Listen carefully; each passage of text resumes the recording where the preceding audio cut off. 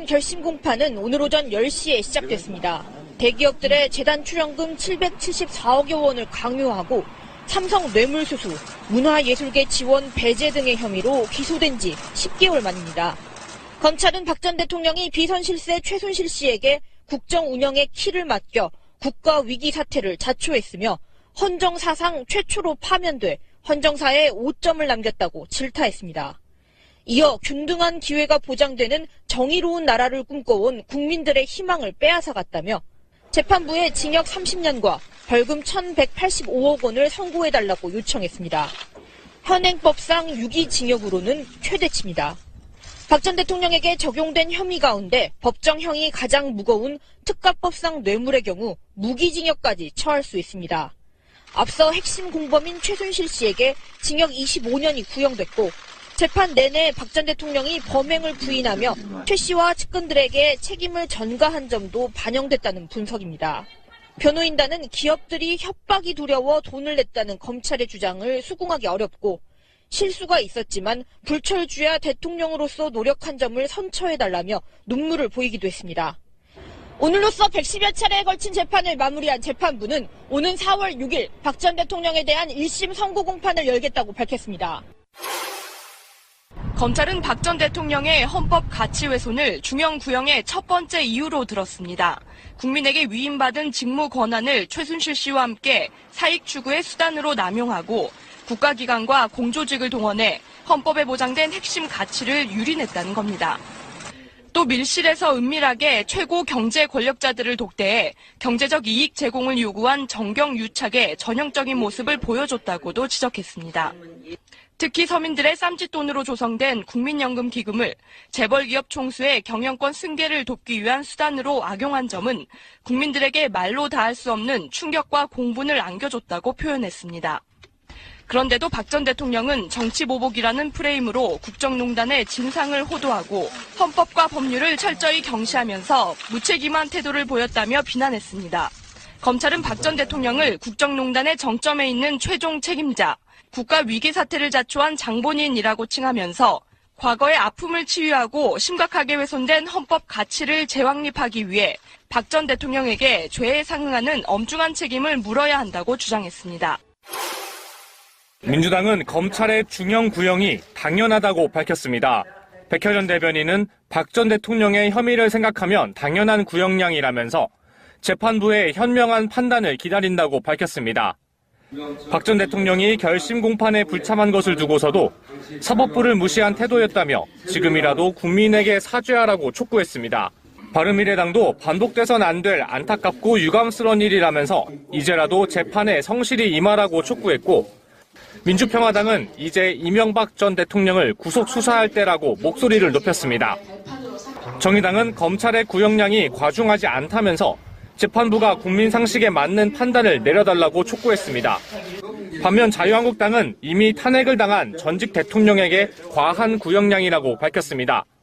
자유한국당 장제원 수석 대변인은 차라리 사형을 구형하는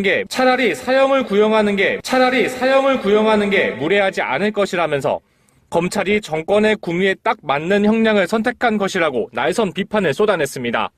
그러면서도 법원의 냉정한 판단을 기다려보겠다면서 남은 재판에 대한 기대감도 내비쳤습니다.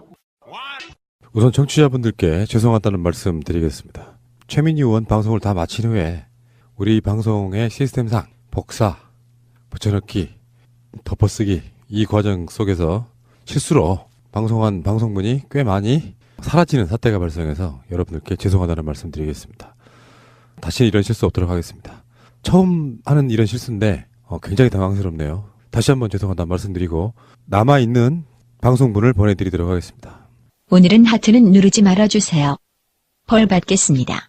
걸어다니는 정치시사 백과사전 디테일의 제왕 최민희 의원과 깨먹는 시간 우리 미니 하고 싶은 말 다 해 미니미니 39번째 시간입니다. 이러면 이쯤에서 의원님이 안녕하세요 하셔야 되는데 날라가서 제가 오프닝만 다시 녹음하고 있습니다. 최민희 민주당 디지털소통위원장 전 남양주 병 지역위원장 나오셨습니다. 김윤옥 여사를 불러야 하는데 진짜 검찰이 고민을 할 것 같습니다. 이 지점은. 네, 바로 부를 것인지 네. 김윤옥을 부르고 부를 것인지인데 이명박 입장에서는 이제 검찰한테 어느 정도 지금도 연락이 가지 않았을까 싶지 않을까요? 검찰에 출석해주세요라고 날짜를 정해서 소환을 하면 반발할 수 있잖아요. 그래서, 조절할 수 있죠. 그래서 박근혜처럼 안 나가는 경우도 생길 수 있잖아요. 그런 상황을 미연에 방지를 해야 되니까 어차피 체포라도 가능하겠지만 그렇게 어떤 물리적인 상황으로 몰고 갈 수는 없으니 검찰 입장에서는 이미 이명박 쪽과 조율하고 있지 않을까, 출석 날짜를. 예. 네. 조율을 시작을 해야 3월 초나 부르지 않겠습니까? 그래서 조율을 할 것 같고요. 그런데 이게 또 신기한 건데 지역을 돌다 보면 이명박 대통령을 옹호하는 분들을 한 분도 못 봐요. 신기하죠? 네. 찍은 사람은 그렇게 많았는데. 박근혜에 대해서는 불쌍하다는 분들이 아직도 있습니다. 그런데 이명박에 대해서는 한결같이 그게 권력을 잡아서 뭐 나라를 운영하려고 한 거야. 이권에 개입하려고 한 거야. 이렇게 해도 너무한 거 아니야? 이런 분위기입니다. 근데 이런 건 있을 것 같아요. 그 박근혜를 불쌍하다고 하는 사람들은 이제 박근혜가 뭐 죄를 안 졌다 이런 개념보다는 아직도 박정희의 딸 그리고 자식도 없고 부모는 둘 다 총 맞아 돌아가셔. 이런 식의 감성적인 부분이 지배하는 것 같고 이명박은 오랜 시간 동안 박근혜도 싫어했던 사람이잖아요. 사실상은.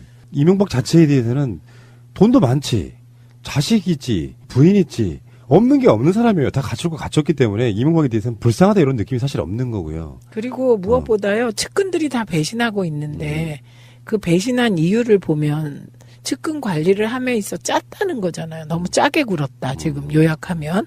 그렇기 때문에 뭐 이상한 거 같고 그다음에 삼성이 왜 다스 변호사비 대납했잖아요. 소송비. 10억 남았는데 10억 찾아오라 그랬다. 이런 거 되게 치명적이더라고요. 네. 명의 빌려준 사람한테 뭐 4천만 원 줬다고 보도도 있었고요. 최근에. 네. 이상주 사위는 인사청탁이었다는데요. 네, 그게 그 은행장 한 명 청탁하면서 돈을 받았다는 의혹. 야. 그런데 그 돈이 MB에게 전달됐다는 의혹. 이런 거죠. 돈에 끝없는 욕심인데 저는 그런 식의 어떤 뭐 인사청탁받고 뭐 몇십억 이거는 껌이라고 생각되는 게 롯데예요. 롯데. 지금 롯데에 대해서 보도가 나오고 있는 거는 네. 분노를 금할 수가 없는 게 국방부도 제2롯데월드의 123톤짜리 건물은 안 돼요라고 반대하고 있는데 청와대가 시나리오를 짜서 롯데에 허가를 해주기 위한 그 시나리오대로 움직였다는 증거물이 나온 거거든요. 와, 이 보도 보고 있으니까 막 손이 움찔움찔하는 거 있잖아요. 진짜 나쁜 사람이다 이런 생각이 들어서.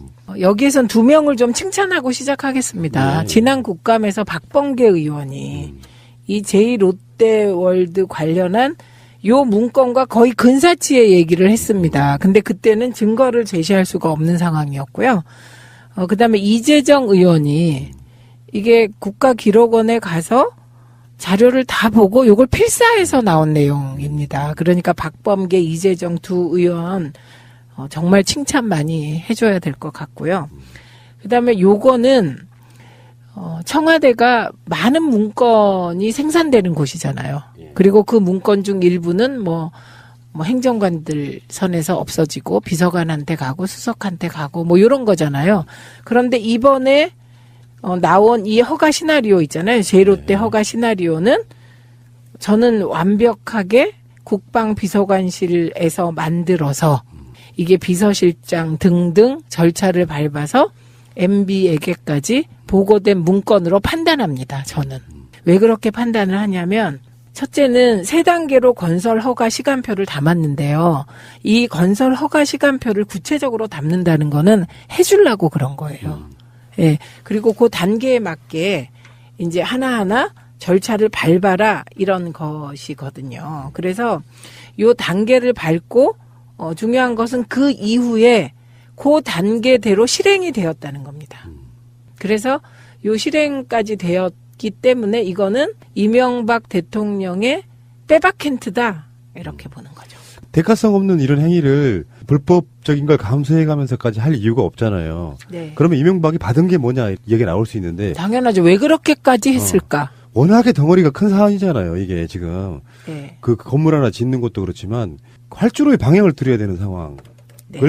청와대가 주도를 하면 공군이라든지 하는 국방부 쪽에서도 사실은 거부하기가 좀 굉장히 힘들었을 거라고 보고요. 힘들었을 뿐만 아니라 이게 MB 청와대가 더 가증스러운 것은 참여정부 때 각도 트는 거 있잖아요. 그걸 논의조차 안 했다고 보고서를 바꾸라고 했다는 부분이잖아요. 보고서 조작 의혹까지 있는 겁니다, 지금. 그런데 이종석 전 장관이 참여정부 때 이미 논의했고, 공군이 불가하다고 보고했다. 예, 그래서 더 이상 우리는 얘기도 하지 않았다. 이렇게 증언까지 했습니다. 그러니까 이게 MB 청와대가 진짜 나쁜 게 과거 정부가 한 일까지 조작하고 왜곡해서 기록을 남기려고 했다는 거고요. 이거는 박근혜 때도 마찬가지인데요. 청와대가 세월호 최초 보고 시간 그 변경한다든지 보고서를 조작한다든지 그다음에 뿐만 아니라 그 컨트롤 타워 비상시 컨트롤 타워가 국가안보실이라는 것을 줄 찍찍 긋고 연필로 고친다든지 정말 이런 거 이 사람들은 어떻게 그런 일을 할까요? 그거요. 엄두도 못 내요. 실제로. 얼마나 큰일인지 아세요? 그 공문서 조작하는 게? 그러니까 이건 뭐 엄청난 범죄인데 그렇게 따지면 세상의 모든 공문서는 마음에 안 들면 수치부터 시작해 다 조작할 수 있는 거 아니에요? 그렇죠. 그래서 요거는 그 1단계, 2단계, 3단계 작업까지 좀 구체적으로 말씀드릴 필요가 있는 것 같아요. 이 사건만 해도 단독 사안으로 나왔으면 어마어마한 폭발력이 있는 사건인데 이명박의 국정농단이거든요. 박근혜보다 훨씬 더. 그렇죠. 예, 이거는 그럴 뿐만 아니고 일개 재벌을 위해서 청와대가 움직여서 안보상 안 되는 123층짜리 건물을 허가 내주기 위한 작전을 짠 거거든요. 그러니까. 어떻게? 롯데 신격호가 제1롯데월드를 짓는 로비는 김영삼 정권 때부터 시작했다고 그러더라고요. 네. 근데 김영삼 대통령 때, 김대중 대통령 때, 노무현 대통령 때 다 까인 거예요. 네. 롯데는 장경작이라고 하는 이명박의 동창을 이명박 가까이 꽂으면서 실제로 장경작은 나중에 청계재단으로 가는. 네. 야, 요건 좀 까먹으실까봐 남겨둘 필요가 있을 것 같은데요. 내용이 1단계. 정부 롯데 비공식 협의식이라는 겁니다. 이게 12월 15일부터 이틀간 이어진다. 이렇게 적혀 있고요. 정부 사업자 간 협의식이므로 로키를 유지해라. 언론 사전 유출 시 억측 보도 등 파장이 예상되므로 보안을 철저하게 유지해라. 청와대, 국방부, 공군이 일관되고 일치된 입장 견지해야 한다. 이렇게 적혀 있고요. 요 청와대, 국방부, 공군이 일관되고 일치된 입장하고 다각적 검토 중 이렇게 또 따로 써놓기까지 했습니다. 그리고 이 단계에서 총리실 주도하에 롯데물산 측과 부담 내용 협의 및 양해각서 체결을 중점 대응 방향으로 제시했습니다. 저는요 궁금한 게 요 양해각서 어디에 있을까? 롯데물산 측이 부담할 내용은 뭐였을까? 이거 궁금한데요. 이거 어딘가 있을 것 같고요. 그다음에 2단계는 12월 19일부터 22일 사이입니다. 이게 롯데가 서울시 행정협의조정위에 재심을 요청하도록 하고 이때 서울시장이 누군지 아시죠? 예. 관련 내용으로 정부 내부 최종 결정 과정으로 사안별로 언론 활용, 적극 홍보 사안 발생 시 부처 간 협조된 언론 브리핑 실시 이렇게 적혀 있습니다. 그다음에 3단계는 12월 23일부터 31일까지 행정협의조정위 심의와 결정을 해야 한다. 이렇게 명시되어 있습니다. 그러니까 이명박이 이게 집권하자마자 시작한 거거든요. 네, 네. 롯데 허가를 내주기 위해서. 네. 그럼 대체 얼마를 받은 거냐? 그런 의혹이 나올 수 있을 것 같아요. 제가 봤을 때는 우리가 이상주 변호사 이야기도 있고 뇌물이 이번에 이야기하지만 롯데가 덩어리로 보면 가장 큰 덩어리일 가능성이 높아요. 네, 그리고 지금 민주당 의원들은 요 MOU 있죠? 양해각서. 요 내용. 그다음에 이게 이 MOU는 혹시 이런 식으로 공개될 수 있기 때문에 반드시 부속 합의가 있었을 것으로 저는 봅니다. 그러니까요. 예, 그리고 그 당시에 관계자들 2008년이니까 어렵긴 하겠으나 그 당시 관계자들이 소통한 내용들 이런 거 지금 빨리 찾아야 되겠네요. 양해각서 내용부터 빨리 찾았으면 합니다. 자, 지금 야당 얘기 잠깐만 할게요. 홍준표가 이제 김영철 방남하고 이런 부분에 있어서 적극 주도하고 막 장애투쟁을 하고 있지만 홍준표가 한 말 중에 가장 가증스러운 게 한국 갤럽을 디스한 거거든요. 우리도 사실은 갤럽 믿지 않았어요. 왜냐하면 갤럽 최시중? 그때 최시중이었지. 네. 이명박 때는 네. 생각해보니까 그러네. 네. 어쨌건 이명박 때나 박근혜 때 갤럽은 사실 저도 안 믿었다는 게 뭐냐면은 박근혜 때 20대 총선을 예측하면서 여론조사 기관들이 180석 될 거야, 뭐 200석 넘을 거야 이런 식의 이야기했던 기억이 나도 그래서 그리고 또 국정원 특활비 받아서 여론조사 뭐 조작하고 뭐 이런 부분도 있고 여러 가지가 있다 보니까 여론조사에 대한 기본적인 신뢰는 없어요. 저도 마찬가지긴 한데 이게 믿을 수밖에 없는 부분은 또 있다는 거예요. 그러니까 국민들이 박근혜 정권 때 나는 솔직히 말해서 뭐 야당도 마음에 안 들고 여당도 마음에 안 들고 그래서 그 의사표시 안 할래 하는 정도도 사실 여론조사에 나타나기 힘든 부분이 있다고 생각해요. 중에 뭐 샤이라고 하는 표현도 쓰기도 하고 막 그런데 다수의 여론조사 기관들이 다 짜서 하는 게 아니라면 여론조사는 기본적으로 그걸 감안하더라도 부정할 수는 없는 결과 데이터인 거잖아요. 흐름으로 보는 거예요. 흐름으로. 이런 일이 있었어요. 2007년에 참여정부 말기인데요. 그때 제가 청와대 요 관계 홍보 수석실에 관계자들하고 여론조사 얘기를 우연히 하게 됐어요. 방송위원회 있을 때인데. 근데 그 당시에 이명박이 압도적인 1위로 나왔어요. 그런데 그때 여론조사 응답률이 8%밖에 안 됐어요. 그래서 이 8% 응답률이 의미 없다는 게 그때 당시 홍보수석실 관계자 얘기였어요. 그런데 그 이후에 보면 그 8% 응답률의 여론조사 결과대로 대선이 갔습니다. 예, 그러니까 이게 뭐 중간에 뭐 여론조사가 A 후보가 좀 오르고 내리고 이런 등락은 있을지 모르지만 크게 흐름을 보면 그 흐름은 알 수 있는 거고요. 그다음에 지난 대선 때도 갤럽에서요. 안철수가 1위한 여론조사를 한 번 발표한 것도 갤럽일걸요? 그렇죠. 한 번 있었어, 한 번. 예. 그래서 그때 좀 약간 분위기가 그런 적이 있었는데 그때도 우리가 주목했던 것은 그 수치가 아니고요. 충성도였어요. 그 여론조사를 보면 그 편차가 있는데 그 편차에 따라 충성도를 판단할 수 있는데 그때 갤럽의 여론조사에서 안철수가 1위를 한 건 맞는데 그때 충성도가 굉장히 낮았어요. 반대로 문재인 대통령은 약간 떨어졌는데 몇 프로 충성도가 어마어마하게 높더라고요. 그런데 우리는 그때 안철수가 그 프로테이지를 유지할 수 없다고 봤어요. 충성도가 낮은 집단이기 때문에. 그래서 결국은 곧 떨어지더라고요. 그러니까 그런 식으로 여론조사 결과를 가지고 그거 가지고 뭐 일희일비 하면 안 되고 로 데이터들을 다 분석해 보면 그 흐름이 잡힙니다. 왜 그때 안철수가 1위를 했는지. 그래서 그때 우리가 갤럽이 조작했다 이런 얘기 하지 않았거든요. 로우 데이터를 보고 이거 일시적인 현상이다. 이렇게 판단했던 거거든요. 그런데 이분은요. 걸핏하면 여론조사 탓하고 막 이래요. 근데 왜 유독 갤럽이었을까? 이건 이유가 있더라고요. 좀 아까 푸나님이 말씀하신 내용과 일맥상통하는 건데요. 갤럽에서 자유한국당 지지율이 굉장히 낮게 나와요. 어떤 때 8%, 11%, 12% 이렇게. 반대로 리얼미터가 20%를 넘는 지지율이 나와요. 그러니까 리얼미터는 아니고 갤럽만 문제 삼는 거예요. 그런데 리얼미터의 민주당 지지율은 갤럽하고 거의 비슷합니다. 예, 그런데 뭐가 문제되냐면 갤럽은 100% 대면 조사래요. 전화 대면 조사. 예, 그런데 그 리얼미터는 한 15% 정도 대면 조사하고 85% 정도를 ARS로 한다는군요. 그러니까 ARS를 하면 조금 겁을 덜 내고 자기 지지 정당을 누를 수 있다. 이런 얘기. 부끄러운 줄 아는구만요. 그렇죠. 원래 대면 조사가 가장 정확한 건데 중요한 거는 보수층의 샤이 보수층이 전화 면접으로는 나 자유당 지지한다 이 말을 못할 수 있는 거죠. 이게 가장 치명적인 거거든요. 홍준표 말처럼 내가 대선에서 24.1% 얻었는데 그 당시에 갤럽의 조사는 11%였으니까 네. 갤럽은 허위야 이런 주장을 하는 거잖아요. 네. 근데 홍준표라고 하는 인물이 진짜로 만약에 대선에서 대통령이 될 정도 또는 자유한국당이 지방선거에서 승리할 정도가 되려면 국민들 입장에서는 자랑스럽게 내놓을 수 있어야 되는 그쵸, 대상이 그쵸. 돼야 되거든요. 그게 안 되니까 부끄러워서 그럼 확장성이 떨어지는 거고. 이게 지금 착각하는 게 있어요. 왜 착각을 하냐면 2010년 지방선거는 여론조사 해보면 민주당의 참패였어요. 그런데 민주당이 이겼단 말이죠.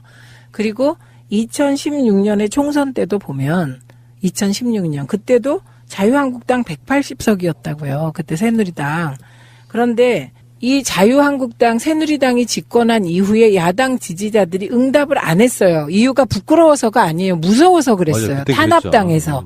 그리고 그때는 이명박이 집권하면서 너무나 야당과 가까운 사람들을 탄압을 많이 했기 때문에 사람들이 야당 지지한다고 말을 못했어요.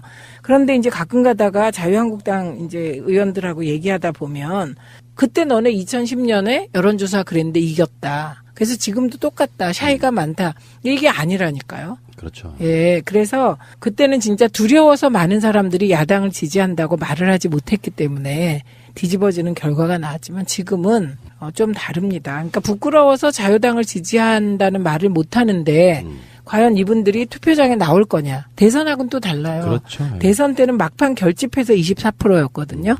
네. 그렇기 때문에 지금 홍준표 대표를 자꾸 민주당 특급 도움이라고 지역에서 말씀하시는데 이거는 정말 언론하고 싸우고 SBS는 뭐 어땠는데 뺏겼다. 뭐 여기 뺏겼다. 저기 뺏겼다. 그런 말 한마디 할 때마다 샤이 보수가 늘어나죠. 네. 그 홍준표가 있고 제1야당이 이 모양 이 꼴이고요. 어떤 처절한 반성을 통해 가지고 지금 박근혜 재판 결과에 대해서도 자유한국당의 논평이 나왔더만요. 네. 너무 가혹하다 뭐 이렇게 이야기하는데 처절한 반성 없이 사실 자유한국당이라는 이름으로 국정농단 사태에 대해서 국민한테 어마어마한 아픔을 준 거에 대해서 사과한 걸 전 들어본 적이 없거든요. 네. 책임을 지지 않으면서 지금 정권 뺏기고 나서 계속 어깃장만 넣고 심지어 자기들이 부끄러운 줄 모르고 천안함 사건 꺼내서 가지고 남북관계 방해하고 그러니까 지지율이 안 오르는 거라는 걸 모르는 거죠. 네. 즉석에서 당장 한 1, 2%는 끌어들일 수 있지 모르죠. 네. 그렇지만 집권을 한다거나 선거에 승리할 정도의 지지율을 못 끌어모으고 있는 이 상태에서 바른미래당도 깝깝하다. 통합을 하긴 했고 안철수의 말처럼 이대로 찢어져서는 지방선거에 어떤 의미 있는 결과를 거둘 수도 없다. 그래서 합당을 해놨는데 오히려 지지율이 하락하고 있어요. 이러면 굉장히 안철수나 유승민 입장에서 당황스러울 것 같습니다. 근데 이거 역시 예견된 거잖아요. 예측된 결과예요. 그 당시에 국민의당이 합당하면 그 자유한국당을 제치고 2위를 한다. 뭐 이런 보고서 막 냈잖아요. 그런데 그건 일시적으로 합당하겠다는데 국민들이 여론조사 봤을 때 합당한다 그럼 점수를 줍니다. 근데 실제로는 달라진다. 이게 그때 우리가 다 예측했던 그대로이고요. 그리고 이게 그렇게 밖에 될 수 없는 것이 가치 지향이 없는 정당을 어떻게 지지합니까? 이게 가치 지향이 없잖아요. 당원에. 근데 이거는 다른 분석도 가능하다고 보는데요. 20대 총선의 결과물이 당시 집권당이던 새누리당을 소수당으로 만들어버렸잖아요. 네. 그런데 안철수의 국민의당이 그 제3의 정당으로서 40석 정도를 가져갔잖아요. 네. 그 중에 사실은 안철수가 20석 정도를 보수당 쪽으로 끌고 간 상태가 된 거란 말이에요. 지금 현 상태로만 보면. 그렇죠. 네. 그러니까 민심을 사실은 그 민의를 왜곡시킨 상태에서 국민들에게 징벌적으로 지지를 받고 있지 못하다고 분석하는 게 더 맞을 수도 있어요. 그렇죠. 그건 호남 지지율을 보면 알 수 있는데요. 호남 지지율이 5%예요. 5%. 이게 창당 2주차 전체 지지율이 7.1%거든요. 예, 그런데 그 호남 지지율이 5%잖아요.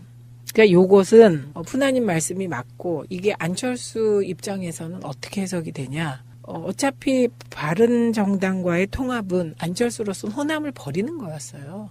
호남을 버리는 거였고 호남을 버린 대신 수도권 지지율에 기대겠다는 거죠. 수도권 지지율은 전체 평균보다 좀 높습니다. 근데 전략적으로 지금은 더불어민주당이 굉장히 전략을 잘 디테일하게 짜야 될 것 같은 부분이 뭐냐면 어떤 그 전술 전법 중에는 EJ라는 게 있거든요.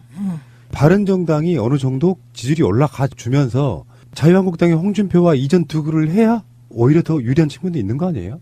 그리고 민주평화당에 대해서도 그냥 알아서 줄 서 이 느낌이 아니고 개혁적이고 우호적이고 남북관계에 대해서 전향적이면 그 사람들이 실체를 인정해주면서 키워서 이쪽을 또 견제하게 만들어주는 그런 전략을 좀 잘 짜야 되는 측면이 있는데 이슈에서 상당히 좀 멀어진 느낌도 사실 있다. 이게 과거 같으면 의원 꼬기도 하고 인위적인 합당도 하고 이렇게 하잖아요. 그런데 이번에 바른정당하고 국민의당 합당 과정 보시면 그 전체가 투명하게 노출이 돼요. 그러면 민주당이 만약에 지금 말씀하신 그런 일을 한다면 버티질 못할 거예요. 네, 언론과 다른 야당들의 공세. 지금도요, 제가 토론에 나가보면 민주당 일에 야당이 최소한 2 내지 3이 나와요. 그러면 대선 때도 그랬는데 여전히 1대3, 1대4의 토론을 해야 되는 거예요. 그리고 요즘은요, 그러니까 민주당 일에 바른미래당하고 자유한국당이 나오면 둘이 공동전선이에요. 그러면은 네. 민평당하고 정의당이 최근에 교섭단체 만드는 그거는 어떻게 생각하세요? 그거는 정의당이 어떤 판단을 하느냐에 따라 달라지죠. 의원님 개인적인 생각은 괜찮다, 안 괜찮다. 민평당 입장에서는 사활을 걸고 해야 될 문제죠. 그래서 그게 개혁에 도움이 된다, 안 된다? 남북관계에 도움된다. 네. 그래서 지금 이 시기 대한민국의 과제는 남북관계 해결이기 때문에 필요하다. 그러나 정의당의 지지자들이 허용하지 않을 것이다. 않을 것이다. 우리는 할 것이다로 봤어요. 정의당 지지자들이요. 그러니까 우리들은 정의당 지지자들이 찬성할 걸로 봤다는 거예요. 유시민도 정의당 아닌가요? 네. 정의당원이죠. 그냥 당원이시죠. 네, 저는 일개 당원이시죠. 일개 당원인데 유시민이 속한 정당이 박지원하고 손잡는 건 그러니까 명분이냐 실리냐 이건데 교섭단체도 되고 잘 되면 상임위원회도 하나 운영할 수 있고 뭐 여러 가지 부분에서 항상 비주류로만 국회 내에서 있는 것보다야 개혁이라는 명분을 통해서 그러니까 민평당도 개혁적이어야 되고 남북관계에 있어서는 굉장히 마인드가 비슷해야만 가능해지는 부분이라서 정의당이 존재하는 효과로는 민평당을 개혁적으로 만들 효과도 있는 거라고 보거든요. 정의당 분들이 조금만 더 전향적으로 생각이 바뀌면 이게 전체적인 개혁에는 도움이 될 거다 이렇게 보는 거죠. 지금 현재 민주당을 보면요. 민주당도 자꾸 추미애 대표님한테 이런저런 요구들을 하시는데 이미 민주당의 권력 있잖아요. 권력은 당원들한테 넘어가 있습니다. 근데 그러면 대표를 왜 해요? 대표가 주도해야 될 부분이 있죠. 대표는 당원들의 뜻을 모아서 제도를 조금씩 바꿔나가고 대야투쟁을 하고 문재인 정부를 서포트하는 거지. 그러니까 되게 행정적이며 기술적인 일이 돼버렸고요. 그다음에 민주당의 정체성을 분명히 하는 메시지를 내보내고 뭐 선거 기획을 짜고 이런 거지만 지금 얘기하는 당의 통합이나 이런 거는 결국은 당원들이 찬성해야 되는 일이에요. 네. 어느 정당이든. 그래서 그건 희망사항하고 현실이 다를 수 있다. 그러면 이야기가 나온 김에 네. 아까도 그 남양주에서 유권자분들이 민주당을 안 싸우니까 좋더라. 뭐 그거는 이제 네네. 싸울 땐 싸워야 되는 거라서 그게 절대선이 아닌데 보이기는 네. 좀 불편하셨나 보죠. 아니 내부에서 네. 싸우는 거. 네. 그런데 말이에요. 미투 운동 관련해서 김어준의 오딘과 금태섭, 손혜원 의원의 여러 가지 이런 것들이 이제 벌써 뭐 저쪽에서는 민주당이 이제 내분 가열 뭐 이렇게 히드라인 잡는단 말이에요. 네. 그러면 의원님 생각하시기에는 미투 운동에 대해서 뭐 당위성이나 명분은 저는 그렇게 보는 측면이 있거든요. 미투 운동은 그냥 미투 운동이에요. 네, 대통령이 네, 정리하셨잖아요. 그 미투 운동을 다른 방식으로 전 논란이 되는 건 사실 원치 않는 부분인데 문제는 김어준의 말도 맞고 크게 보면 김태섭의 말도 그렇게 틀리다고 생각하지 네, 않아요. 두 말이 그렇게 막 상충된다고 생각 안 되던데요. 그러니까 금태섭 의원이 그거를 꼬집어내 가지고 그거를 이제 언론인의 자질 문제 같은 걸로 이렇게 디스를 했기 때문에 그게 논란이 되는 거지만 그 자체가 논란이 되는 게 결국 미투 운동의 방해 요소인 거라고 저는 보거든요. 그럴 때 민주정당에서는 두 가지 논리가 있을 수 있어요. 손혜원 의원처럼 바로 받아서 금태섭 의원과 이렇게 반론을 할 수 있는 분위기가 되는 게 맞냐, 아니면 어느 정도는 이렇게 개혁 작업에 있어서는 전선이 흐트러지지 않는 게 맞냐 하는 그 논란이 있을 수 있잖아요. 근데 김어준의 말이 그 미투 자체를 얘기한 거라기보다는 미투를 정치적으로 공작적으로 이용하려는 세력도 있을 수 있다 이 얘기 아니었나요? 맞아요. 그 맞는 말이죠. 그러니까 지금의 미투가 어떠어떠하다가 아니라 그런 세력이 있을 수도 있죠. 그리고 금태섭 의원은 그런 표현이 미투 운동에 지금 어렵게 피해자들이 지금 미투를 하고 있는데 미투 운동을 조금 흐트러뜨릴 수 있다, 폄훼할 수 있다 이런 얘기 아니에요? 그렇죠. 둘 다 맞는 말인데요. 예, 그러니까 문제는 이게 어떤 논란의 지점에 있어가지고 서로 감정 상하지 않은 상태로 토론이 자꾸 왔다 갔다 하면서 그렇죠. 정당이 네. 발전하는 건데 네. 다른 관점에서 보면 내부 총질도 되고 내부 분열이 가속화되는 측면도 있어서 되게 조심스러울 수밖에 없는 건데 네. 이건 그냥 가치관으로 정리하면 되지 않을까요? 그래서 대통령께서 그 미투 운동은 이게 지지한다. 그리고 철저하게 사법부와 뭐 다 검찰인가요? 철저하게 조사해야 된다. 이건 젠더 폭력이다. 이렇게 얘기했잖아요. 그래서 이런저런 논란 있을 수 있는지 모르지만 어쨌든 이거는 미투 운동을 지지한다. 이렇게. 미투는 미투로 보자. 이런 거잖아요. 이 시점에 이 기회를 삼아가지고 결국에는 이게 성공이라고 표현할 수 있을 만하게 되려면 저는 궁극적으로는 사회의 모든 구성원들이 반성을 해야 돼요. 여자 남자를 떠나가지고 가해자라고 불리는 사람들을 공격하는 사람들도 알고 보면 사회적 통념이나 관념상 그 성희롱에 해당될 수 있는 말들을 농이든 이렇게 해왔을 거란 말이죠. 근데 그 부분에 있어가지고 특정 누군가 이런 사람들을 막 죽인다 이런 것보다는 맥을 잡아가는 과정에 일단 이거는 권력의 문제다. 권력을 가진 사람들이 당하는 사람들로부터 말하지 못할 만큼 권력을 가진 사람들이 지속적으로 악의적으로 대상화시켜서 해왔다는 측면하고 그 외에 그럼 우리같이 비판하는 사람들은 잘못이 없느냐. 우리도 너무나 가벼이 그런 말 하는 것들이 어쩌면 성대상화시키고 누군가에게는 치욕적으로 받아들였을 이야기들을 해왔다면 공이 그런 부분들을 같이 반성해 나가면서 성적인 부분이 대상화되고 권력에 의해서 억압되고 이거를 바꿔나가야 되는데 본질이 훼손돼 버리는 부분이 가장 안타깝더라고요. 제 입장에서는.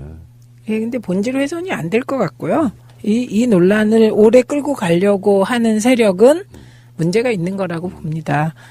그리고 김여진이 그런 말을 했어요. 90% 이상의 여성이 이런 일들을 경험했을 거다라는 말을 해서 이게 설왕설래가 되고 있던데 저 이거 맞을 거라고 봅니다. 우리가 유교적인 문화와 그다음에 서양 문화가 막 섞이면서 한편으로는 굉장히 봉건적인 성문화와 개방적인 성문화가 막 이렇게 결합되면서 저는 어떤 현장에서도 남성들이 그런 음담패설을 하는 거가 되게 불쾌했거든요. 여성들은 잘 안 하는데 그중에 일부 여성들은 또 그 음담패설을 뭐랄까요 대항해서 하기도 하고 제 친구들이 그랬는데 그게 하나도 재미가 없었어요. 그리고 막 일상적으로 저는 그냥 남성들이 웃으면서 제 앞에서 저를 말하자면 놀리는 식으로 음담패설을 했던 기억도 있거든요. 그래서 대통령께서 얘기 중에 문화 자체를 바꿔야 된다 그 말이 있잖아요. 그거 되게 저는 동의가 되거든요. 예, 그래서 푸나님 말씀도 맞고 그런데 어쨌든 시작은 가해자들이 고백을 하는 거잖아요. 그래서 저는 많은 이 땅의 딸들이 일상적인 그런 성추행, 언어든 아니면 행위든 성추행에 노출되어 있는 건 진짜 같아요. 그리고 오히려 이제 지금 이렇게 권력 구조 속에서 그리고 또 엘리트 여성들이 당하는 이런 것은 뭐 지금 고백하고 있으니까 철저하게 엄벌을 받아야 되는데 수사해서 광범위하게 일상 속에서 자행되고 있는 성추행 있잖아요. 근데 그걸 추행이라고 남자들은 인지 못하는데 여성들은 엄청 기분 나쁜 거. 저는요 지역 이렇게 다닐 때 누가 이렇게 어깨를 오래 잡고 있거나 손을 잡고서 안 놔준다거나 악수를 하면서 손가락을 이렇게 긁는다거나 이런 게 다 모욕으로 느껴져요. 그런데 참는 거죠.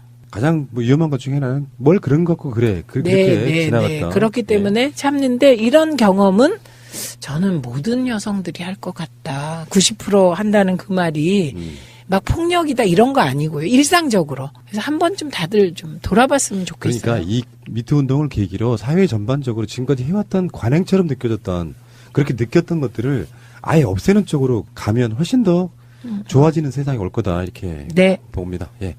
자, 장시간 고생하셨고요. 다음 주에 또 뵙겠습니다. 고맙습니다. 고맙습니다. 한 발짝 늦은 뉴스.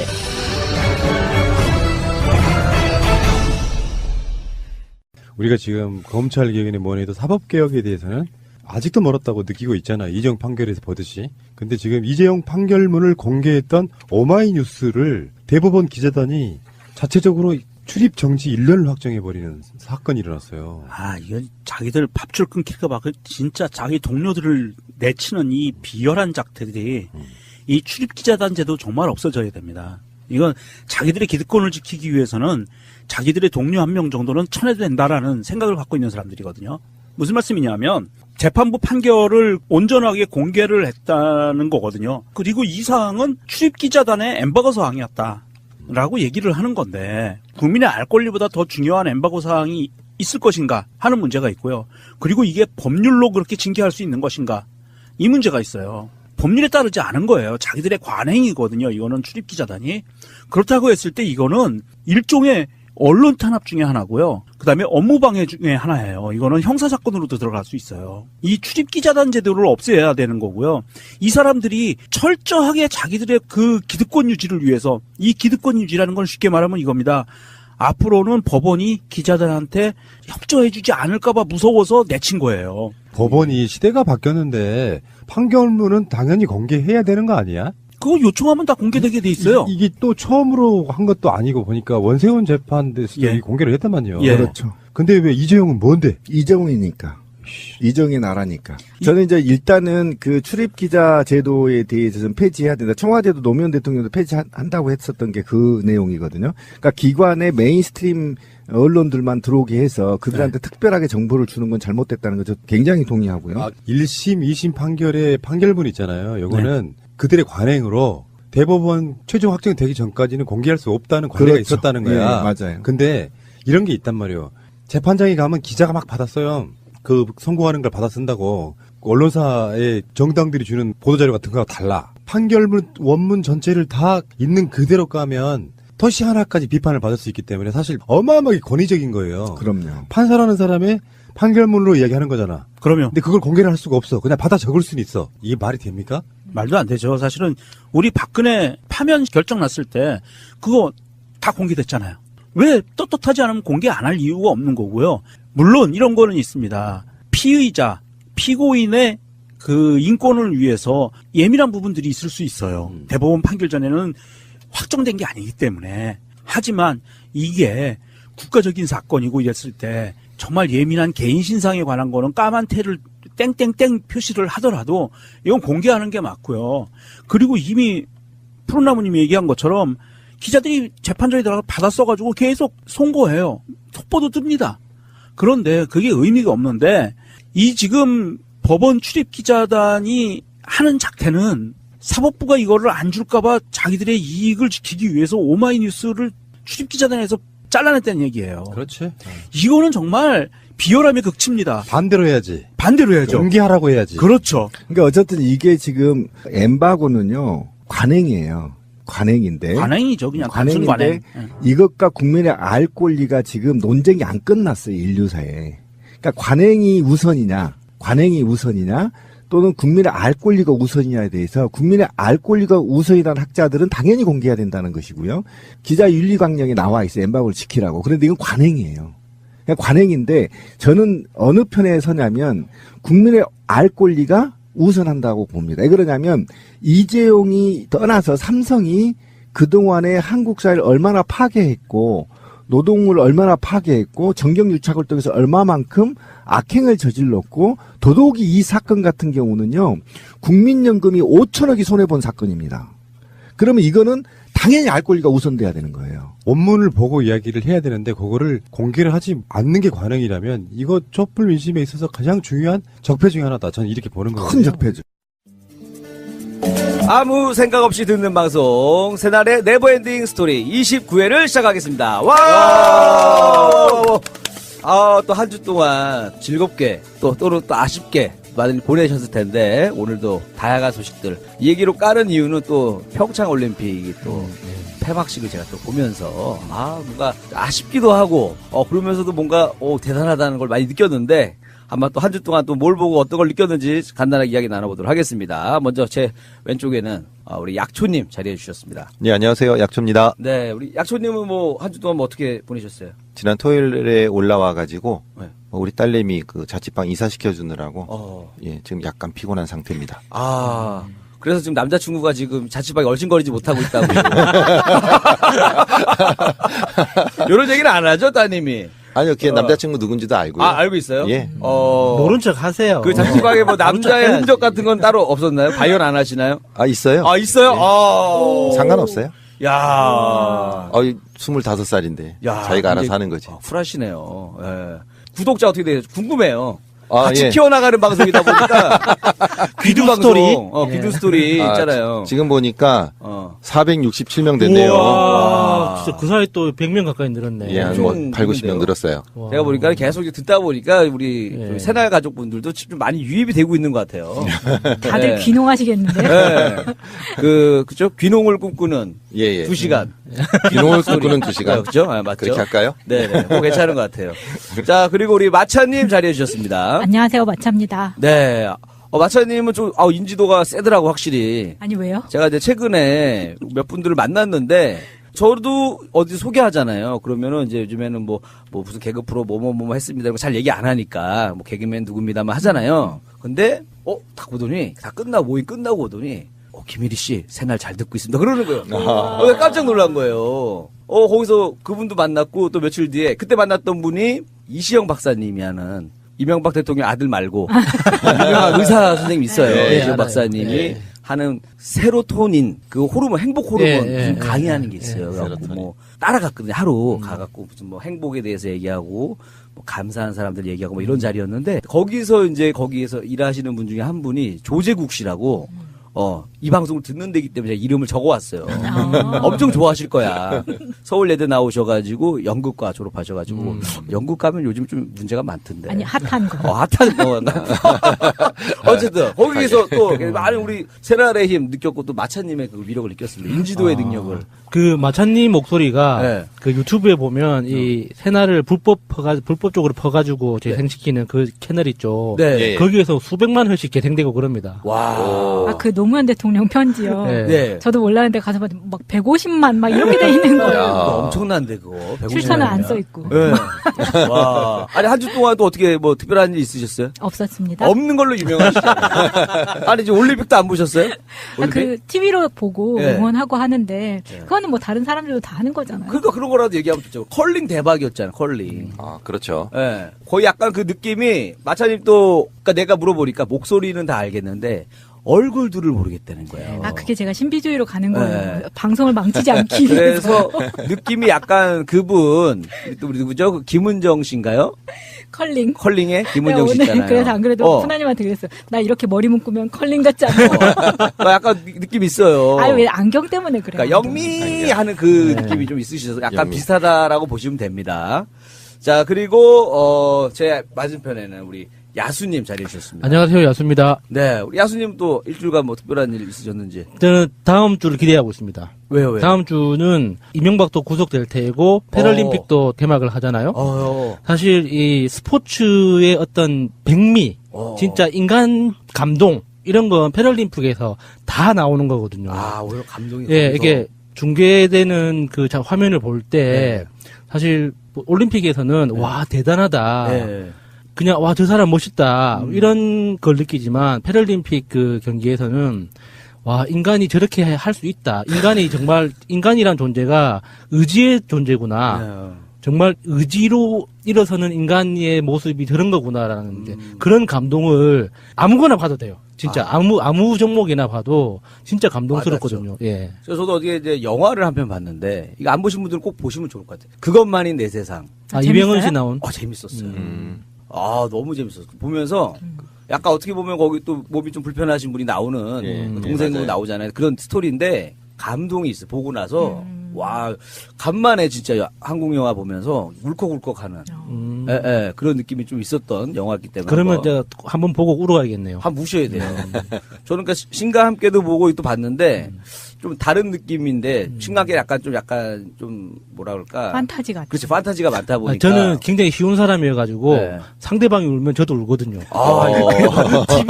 TV에 우는 사람이 나오면 나도 잠깐만 이유는 없어. 야 이거 완전 막 누가 울지 대표적으로 울진 않는데 보면 약간 좀 짠하게 되면서 좀 가족에 대해서 다시 생각해보는 그런 또 영화니까 뭐 감상하면 좋을 것 같습니다. 그래서 많은 얘기를 했는데 또 우리 외국 선수들이 평창 올림픽에서 가장 마음에 들었던 것 중에 하나가 바로 음식이었다고 해요. 음식이 너무 맛있었다고. 네, 그래서 저희 주제가 내 인생의 맛집. 정말 자연스럽지 않습니까? 자연스럽네요. 정말 자연스럽게 연결했죠. 힘들게 지금 갖다 붙였습니다. 지금. 아무도 눈치채지 못했어요. 못했죠. 다행입니다. 그래서 오늘 내 인생의 맛집이라는 주제로 한번 얘기해 볼 텐데, 자 가위바위보로 순위를 정해보도록 하겠습니다. 가위바위보. 자 저하고 오늘 약수님 이겼어요. 가위바위보. 오, 간만에 지금 다 놀래는 이유가 약초님 1등, 제가 2등, 가위바위보, 마차님 3등, 야수님 4등입니다. 자, 순서를 한번 정해볼게요. 예, 그럼 제가 두 번째 하겠습니다. 두 번째. 예, 거의 못 해본 거. 두 번째가 좀 나름 괜찮아요. 항상 그 자리가. 그럼 전 세 번째. 어떡하나. 그럼 제가 첫 번째 할게요. 첫 번째 하시고. 그럼 전 마지막입니다. 자, 시작해보도록 하겠습니다. 아직도 SNS에서 문재인 대통령만 팔로우하고 계시다고요? 친절한 청와대, 활짝 열려 소통하는 청와대, SNS 청와대 공식 계정으로 더 가깝게 만나세요. 트위터, 페이스북, 인스타그램과 카카오톡 플러스 친구에서 대한민국 청와대를 검색하고 친구가 되어주세요. 문재인 대통령과 청와대의 일정과 정책, 생생한 현장 사진들과 청와대 사람들의 뒷이야기까지 가장 빨리 만나볼 수 있습니다. 참! 청와대 홈페이지 즐겨찾기도 잊지 마세요. 네스29의 내 인생의 맛집, 마차편입니다.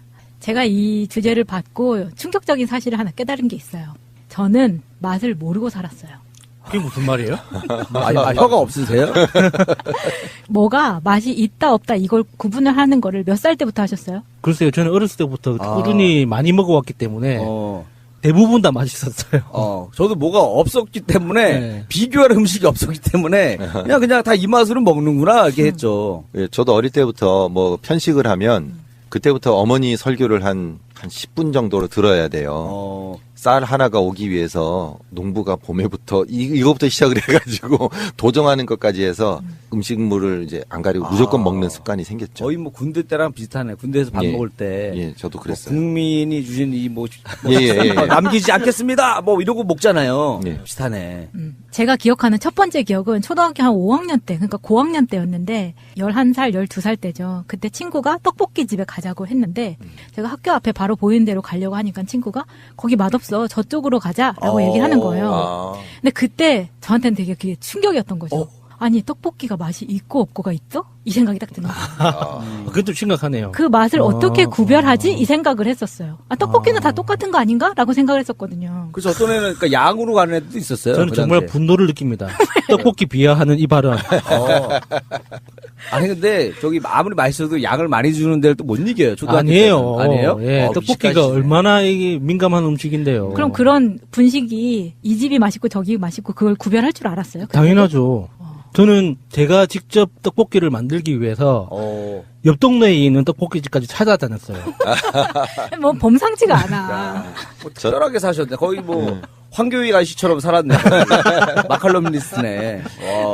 그래서 제가 보니까 저는 먹는 거에 대해서 크게 가리고 잘하질 않았던 거예요. 그러니까 편식을 안 한다는 칭찬을 계속 받으면 내가 편식을 못 하게 돼요. 뭔지 알겠죠? 얘는 아무거나 다 잘 먹어. 엄마가 데리고 다니면서 그렇게 얘기를 하면 편식을 못 하게 된다고. 맞아. 뭐든 먹어야 되죠. 이거 중요한 얘기인 게 뭐냐면 그 백종원 아저씨 예전에 그 힐링 캠프 나와서 얘기했던 거 들어보니까 뭐였냐면 아버님이 그렇게 입맛이 까다로웠대요.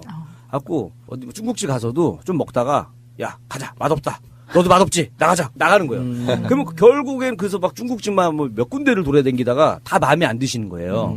막 집에서 라면 끓여 먹고 막 그랬대요. 그러니까 그 정도로 이게 맛이 민감하셨다고 하더라고요 아버님이. 그러니까 그런 사람이 있는 반면에 저같이 다 주는 대로 먹고 편식도 못 하게 되면은 그냥 모든 것이 종류마다 맛은 구분을 할 수는 있지만 똑같은 종류를 가지고 뭐가 더 맛있냐고 물어봤을 때 그걸 구분을 못 하는 거죠. 요건 구분하지 않아요? 그 오리온 초코파이랑 롯데 초코파이 맛 구별하죠. 애매하긴 하죠. 애매해요? 롯데는 구입 자체를 안 하기 때문에. 그러니까 맛은 확실히 좀 차이 나던데 초코파이라고 해도 차이가 나긴 나는데 블라인드 테스트 하면 모르겠어요. 어떻게 될지. 그래요? 그 얼마 전에 블라인드 테스트 저희 친구들끼리 막 하는데 그 차미슬하고 또 뭐 있지? 프레쉬. 차미슬 프레쉬랑 저 처음처럼. 되게 막 민감한 거예요. 저는 술을 안 먹으니까 다 똑같은데 뭘 또 가려 막 이래서 블라인드 테스트 즉석에서 잠깐 했었거든요.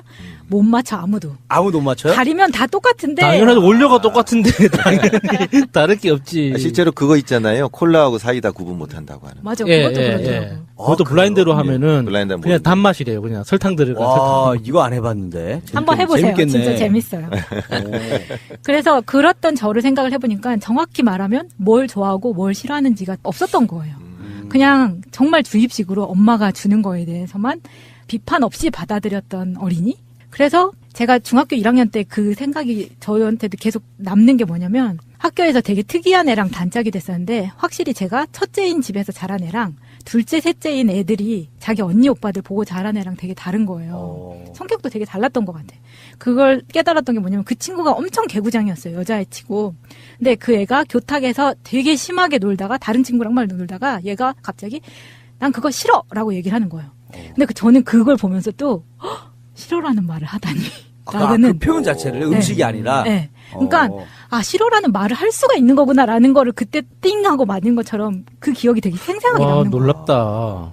그러니까 싫어라는 말을 이렇게 그렇게 늦게 배웠어요. 어렸을 그러니까 때. 싫어라는 말을 정말 안 해본 거죠. 내가 의지대로. 그러니까 의사 표현을 안 해봤다는 거잖아요. 그랬던 것 같아요. 저도 약간 비슷한 점이 있긴 있어요. 그렇죠. 예. 그러니까 요새 엄마들이 워낙 애들한테 범죄도 많고 하니까 그런 거 교육시키잖아요. 싫어라고 말을 똑바로 할 수 있게 가르치고. 그런데 우리 때만 해도 그런 게 없었단 말이에요. 싫어라는 말을 하게끔 교육을 받아본 적도 없고 더군다나 저 같은 경우에는 엄마가 데려다 주고 데려오고 하고 제3의 인물을 만날 그 교차점이 별로 없고 하다 보니까 그냥 그 나이 때에는 엄마가 어떤 객관적인 개체를 떠나서 완전 신 같은 존재잖아요. 그러니까 그냥 다 100% 받아들였던 거예요. 그때 좀 부유하게 지낼 때였으니까. 예를 들어 이거죠. 이 차 벤츠 싫어. BMW로 데리고 와. 뭐 이런 거였다. 그 당시만 해도 원래는. 그러다 보니까 이게 맛이 없다, 있다 이거를 구분하는 게 내가 이게 좋다, 나쁘다에 대한 기호가 생기기 시작을 한 게 중학교 들어서면서 내가 다른 애들도 다 좋아하는 연예인을 만들기 시작하면서였던 것 같아요. 그런데 또 나는 애들이 다 대중적으로 좋아하는 사람은 또 좋아하기가 싫은 거고. 그래서 윤종신 좋아하고. 그래서 윤종신을 좋아하고. 교복을 벗고 게시판에 목소리 똑같다고. 비슷하다고. 약간. 예. 그 주워먹기 개그 스타일도 비슷한데. 저도 잘 주워먹거든요. 그러다 보니까 정말 윤종신도 막 제가 막 대원외고 가고 싶어요. 이래가지고 윤종신 좋아하고 뭐 그랬다 그랬더니. 와, 애들하고는 좀 친해지기는 어려웠겠네요. 그렇잖아요. 애들하고 다 그 당시에 누구 좋아할 때였어요? 서태지와 아이들 좋아하고 이럴 때인가? 막 그럴 때죠. 서태지, 신승훈. 너 누구 좋아? 나 듀스, 나 서태지와 아이들. 나는 윤종신. 얘 뭐야? 윤종신이 누구야? 이럴 때. 그러면 이제 윤종신 모르니? 요새 막 그 홍대 밴드에 대한 자부심 가지고 있는 것처럼 그랬던 거. 그래도 뭐 윤종신 좋아하는 덕분에 목소리 발음이 아주 정확해졌어요. 가수 중에서 가장 발음이 정확한 가수로 유명하시거든요. 맞아요. 예. 그래서 이제 고등학교 때도 기숙사에 있었으니까 기숙사에서도 주는 대로 먹잖아요. 그래서 뭐 이렇게 싫고 좋고도 없고 콩밥에서 콩을 가려낸 적도 없고. 근데 이제 대학교 들어오면서 이게 생겼어요. 패밀리 레스토랑. 그래서 그때 이제 애들이 거기 가는 걸 되게 좋아하게 됐잖아요. 돈을 모아서 건수를 만들어서 가자. TGI나 베니건스를 많이 갔단 말이에요. 그 당시에는 그게 제일 초창기 때 두 가지. 이름만 들어도 느끼해요. 별로 안 좋아했어요? 그 두 브랜드는 너무 느끼했어요. 근데 여자애들이 되게 좋아하는 그때부터 뭐 어떤 크림 파스타라던가 이런 것들 되게 막 생기면서 그리고 이 패밀리 레스토랑이라는 건 컨셉 자체가 처음 들어오는 거였고 거기서 파는 메뉴들이 다 일반 식당에서 파는 것들이 아니었었잖아요. 맞아. 그 당시만 해도. 되게 특이했었다고. 그때는 그랬죠. 그래서 어디 갈까라고 하면은 TGI나 베니건스 둘 중에 하나가 되는 거야 항상. 그 성당에서 그때 성당 이야기가 빠질 수가 없는데 성당에서 이제 뭐 회식하고 할 때도 가격대는 확실히 학생들이 가기엔 조금 비쌌단 말이에요. 그렇죠. 그러니까 이제 성당에서 회식 시켜줄 때나 아니면 그때 쿠폰 같은 거 남발해가지고 나올 때 가고 그랬던. 근데 이제 거기서 메뉴를 골라야 되는데 이거 굉장히 힘들었을 것 같아요. 특별히 좋아하는 게 없잖아요. 그 메뉴 수많은 메뉴 중에서 뭘 하나를 딱 골라서 먹어야 되잖아. 그때 제가 뭘 했었냐면 그 미스테리 게스트 이런 게 있었어요. 알바로. 뭐냐면 모니터링 같은 거였는데 그때 패밀리 레스토랑이 딱 런칭이 되면서 각 지점마다 그 본인들이 메뉴를 정해가지고 이 사람들을 게스트를 보내는 거예요. 그러면 나는 걔네들이 준 상품권이랑 일정의 그 알바비를 받고 가서 그냥 손님인 것처럼 밥을 먹고 품평을 하는 거죠. 고를 필요가 없었네. 아니 근데 거기서 메뉴를 정해주는 건 아니었고 그 포함된 자기가 먹고 싶은 걸 다 먹게 해줬거든요. 그러다 보니까 뭐가 맛있고 뭐가 나한테 맞고 이런 거를 좀 생각하게 됐었던 것 같아요. 또 따지게 됐구나. 따지게 아무래도. 되는 거죠. 왜냐하면 나한테 이걸 맛을 보고 쓰게 만드니까 그치. 이걸 다시 생각해보게 만드는 그걸 만들더라고요. 지금 생각해보면 그 도움도 많이 받았었네요. 그 모니터링 아르바이트를 제가 많이 했었어요. 능력 있네요. 그 사람들 막 구하러 다니고 그랬었는데. 아르바이트 하려고, 그죠? 네. 귀한 아르바이트지. 근데 먹으면서 그냥 돈 버는 거니까. 근데 그때 이메일이나 그런 거, 그때부터 저는 PC통신을 또 빨리 시작했잖아요. 그 응모를 되게 재빠르게 했었던 것 같아요. 그리고 그 이후에 그런 비슷한 모니터링을 되게 많이 했었어요. 그러니까 헤드 스포츠 막 이런 스포츠 웨어도 하고 그러면은 이제 뭐 추리닝 뭐 신발 막 이런 거 다 주거든요. 그러면 그걸 이제 다 모니터링하고 품평하는 거예요. 나중에 뭐 요구르트, 그 다음에 SK텔레콤 저번 주에 했었던 거, 나중에 서울 시정 모니터 막 이런 것도 했었거든요.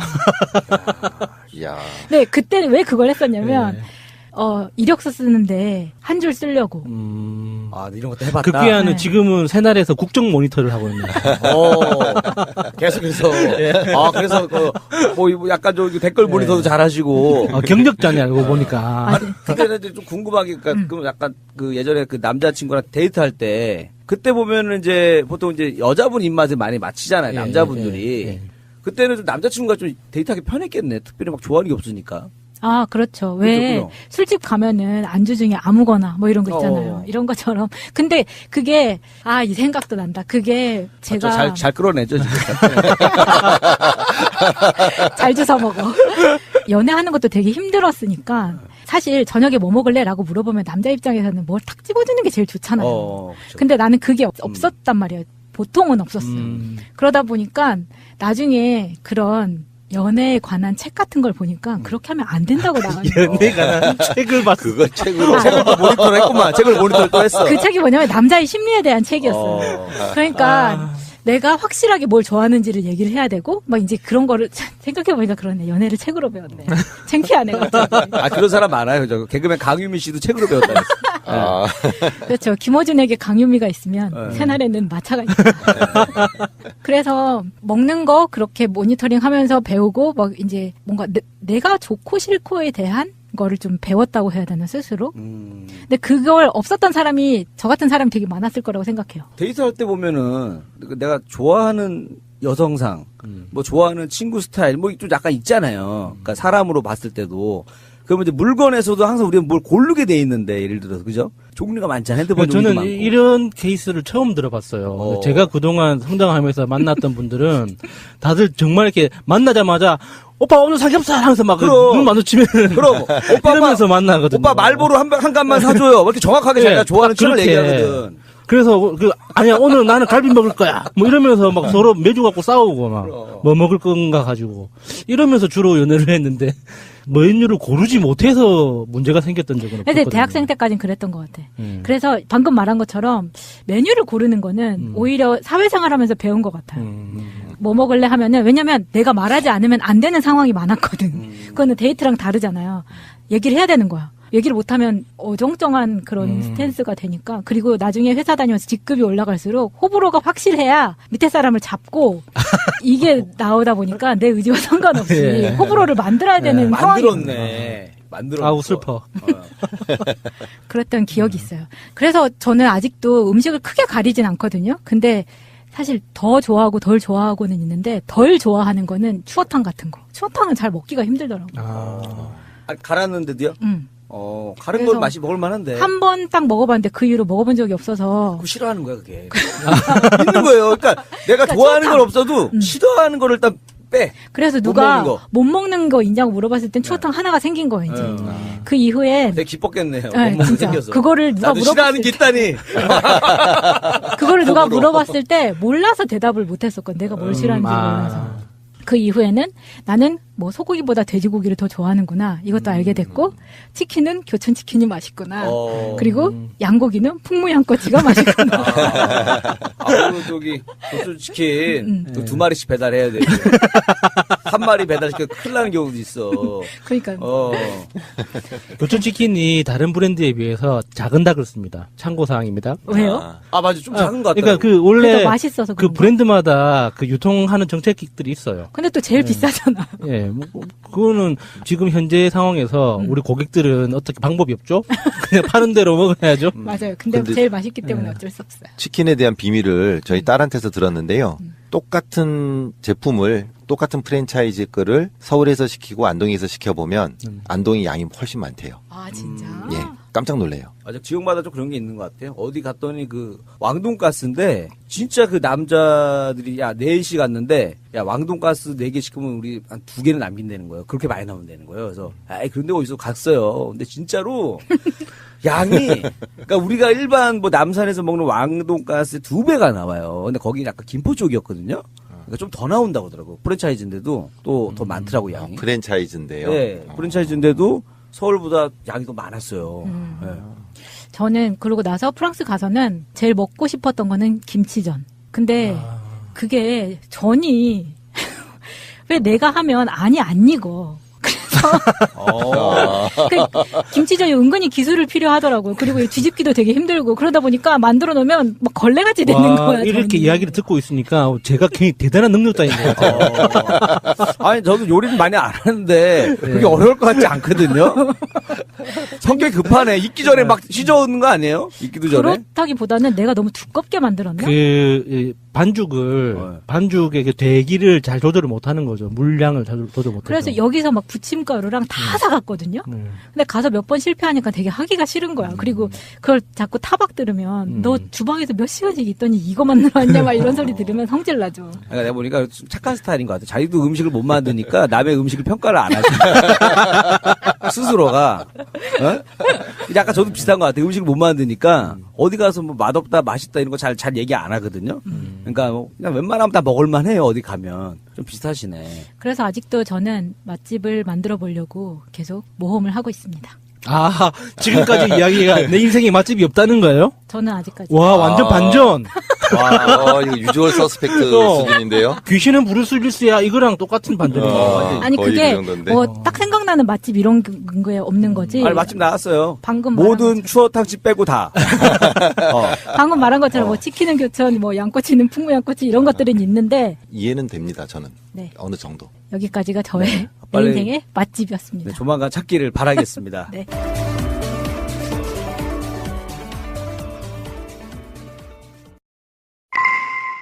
인터넷 쇼핑몰을 하고 싶으세요? 회사 홈페이지를 만들고 싶으세요? 새날과 연대하는 한국 도메인 지원센터에 연락해보세요. 새가 날아든다를 듣고 연락했다 하시고 상담을 한번 받아보세요. 친절하게 응대를 해주실 겁니다. 아주 저렴한 가격으로 홈페이지를 만드는 방법, 한국 도메인 지원센터입니다. 02-6049-2616 한글로 한국도메인센터.kr 홈페이지 잘 만드는 회사가 한국 도메인 지원센터라는 것을 전 세계가 알아버렸습니다.